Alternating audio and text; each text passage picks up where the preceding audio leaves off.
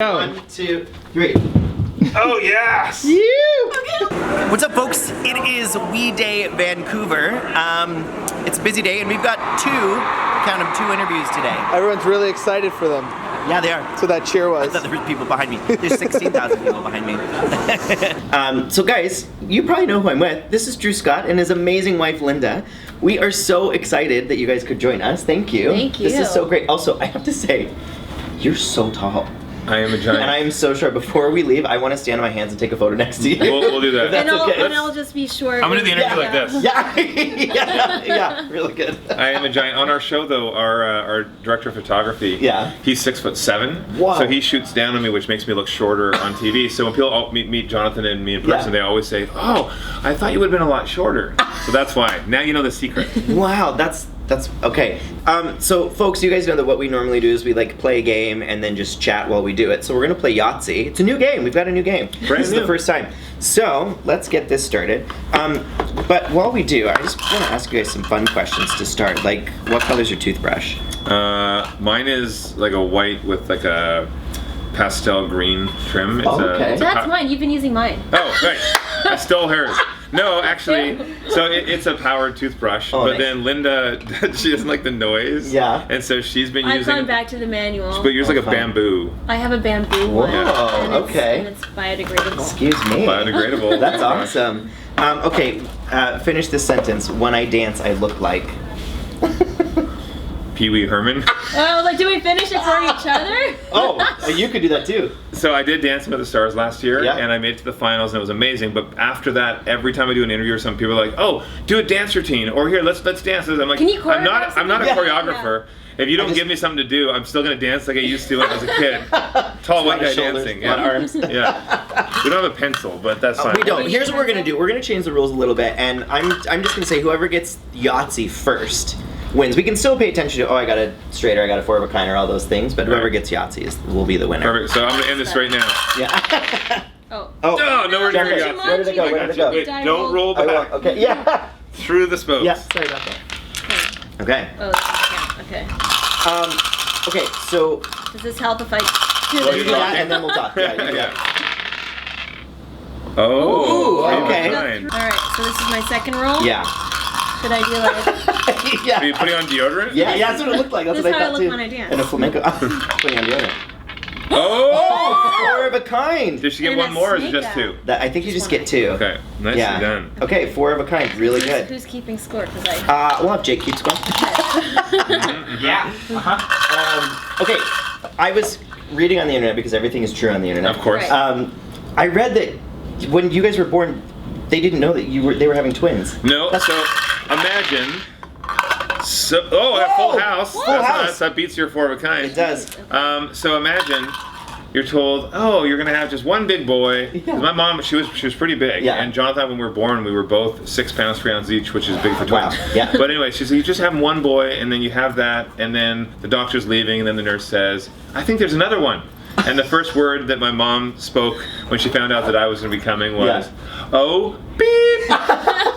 So, yeah, it was quite the surprise, but no, I mean, right from the get-go, I think it was a competition for Jonathan and me because he pushed me out. Oh, no, sorry, I pushed him out. I kicked him out. You were the surprise. Wanted a little You're bit more time. evicted. And then that's why we do a show, Brother versus Brother. Yeah. It's just an extension of what we were like through our whole childhood. Competition, not trying to knock each other down, but always trying to push each other to do better. That's awesome from the womb. Yeah, womb to tomb.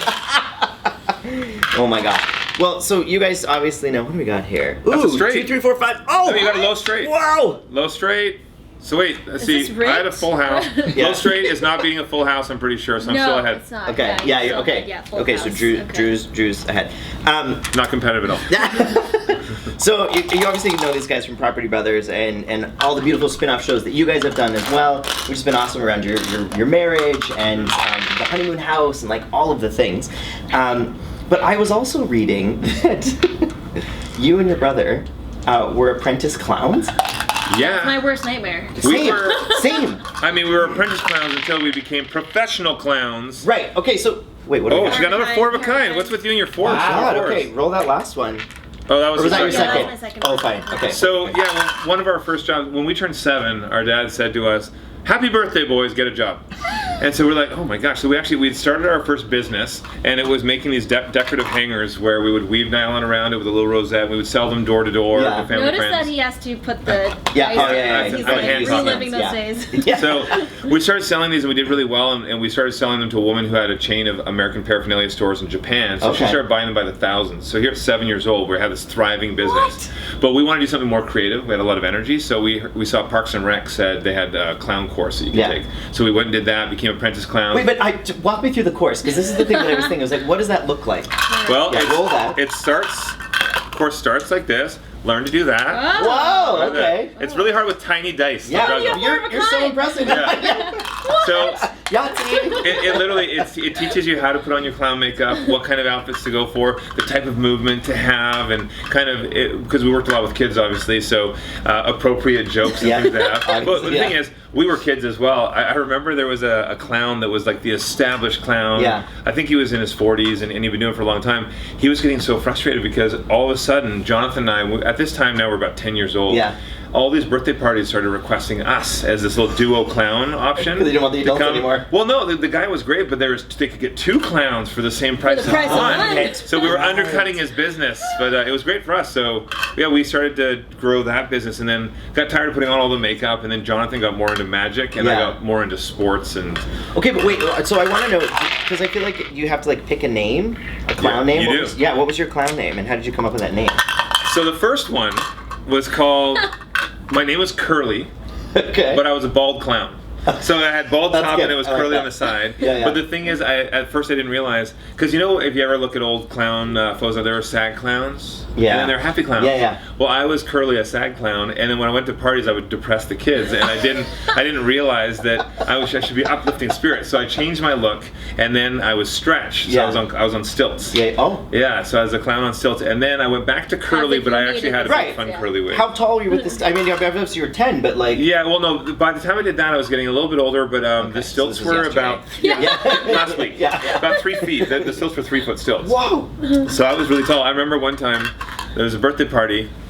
I had my big wig on, and I had the stilts on. I can walk in the person's house. I'm like, "Hey, kids!" Whoa! My head got stuck in the fan. No. My hair got stuck in the fan. What? Yeah. So. Oh my god, that's hilarious. Yeah. Linda, what were some things that you did as a kid? That I mean, obviously, were you a clown? I was not a clown. I was hiding from clowns. She hates the clowns. I did gymnastics, track and field. Oh, nice. So, yeah, nothing scary. What were your events in gymnastics? I didn't get far. I liked it. I pretended that I was going to be a. Got it. She would roll around on the mat. Oh, you did floor. Yeah. I did floor. Okay. Because that was like the one thing that I did as a kid. I could like tumble and do handstands and stuff. So my mom put me in gymnastics. Oh, nice. So. We still do handstand competitions. Oh yeah. Do you? Yeah. Yeah, we do. Interesting. In fact, I may just show you some of those. Interesting. Yeah. Ooh, shouldn't have said that. We'll come back to that. Yeah. I don't know where I'm missing. Cut to wide shot. That's it.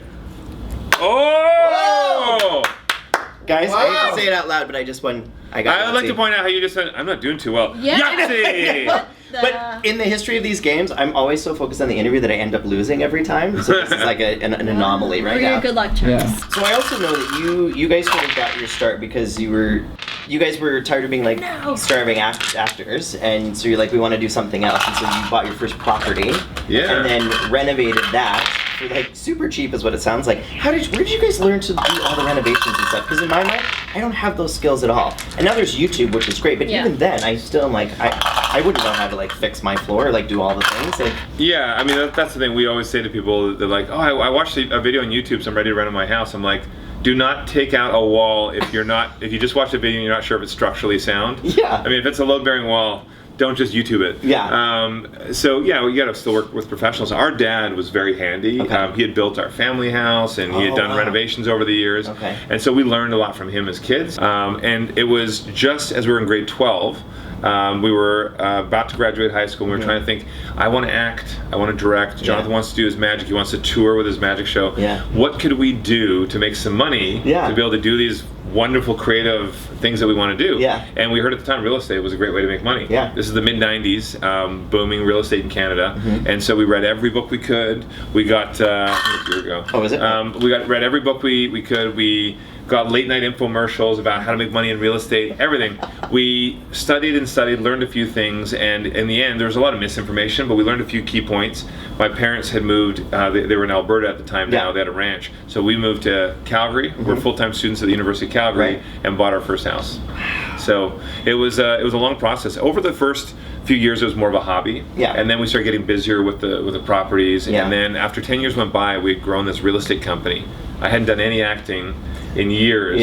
And so I actually moved back to Vancouver, which was a very bustling industry. And I started actually wanting to do acting auditions, but I started getting host auditions as a real estate expert. So that's sort of where the shows came in. That's where it happened. And now we've gone back to where you started because we're filming in Calgary. Oh, you are? We've driven past all of the first houses that you guys renovated. It's actually been a fun little tour for Linda. So I'm explaining to her this is the very first house we did. This was the first high-end home that we did. That's cool. But I have one last question for you. Was there, like, on that first house, was there something that you guys, like, really screwed up? You're like, what are we going to do now? Well, or was there there were things, like that very first house, it was super dated. I mean, it had crunchy carpet in the bathroom, like around the toilet. It was disgusting. So we left it there. Actually, I was saying to Linda, I actually don't think we took that out when we renovated, because in the very beginning we didn't do full renovations to houses. The market was hot. We could just hold on to it and then sell it later, a year later for a profit. And I remember too, it had 5 bedrooms, but we actually closed in 2 areas to make additional bedrooms. So we had 7 bedrooms. It was like a walking distance to the University of Calgary. And so the room I lived in, it was the last thing we renovated. It was we call it the angry room. It was the red room.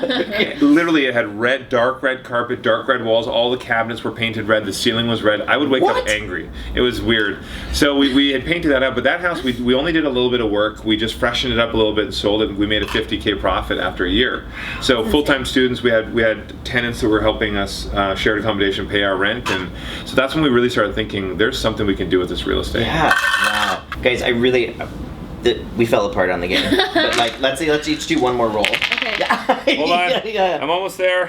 He's hiding a die. I know. I think you dropped Yahtzee. All right, hold on. I got Yahtzee. Hey! Yes! Guys, thank you for what you're doing with both of your platforms, with what you're doing for the world, and then also the incredible work that you do on the shows. We really, really appreciate it. Thank Of course. Thanks for taking the time. And thank you for hanging out with us and beating us at Yahtzee. Yeah. Now let's see that handstand. Let's talk about that for a minute. Okay. 1, 2, 3. Oh, yes! Hey! Really good. Oh, it lasted longer than I did. I cheated with the wall, too. Really good, guys. I'm fiving it. Wait, do you need like Crushed just it. 2 seconds? I want to that? see this video. Yeah, there'll be, we'll send it out. Oh, we're like synchronized. Look at that. Look at that nice. Look at YouTube pros, you're not even touching the wall. No. Yeah. So, guys, really good. Thank you. Drew, sorry Crushed about it. the ending there. But I really appreciate it, guys. Keep up the good work, and that's it for this. Thank Thank you. you And so I want a much. Yahtzee rematch. Yeah, fair enough. All right, see you. Awesome. ya. Bye, guys. Thank you.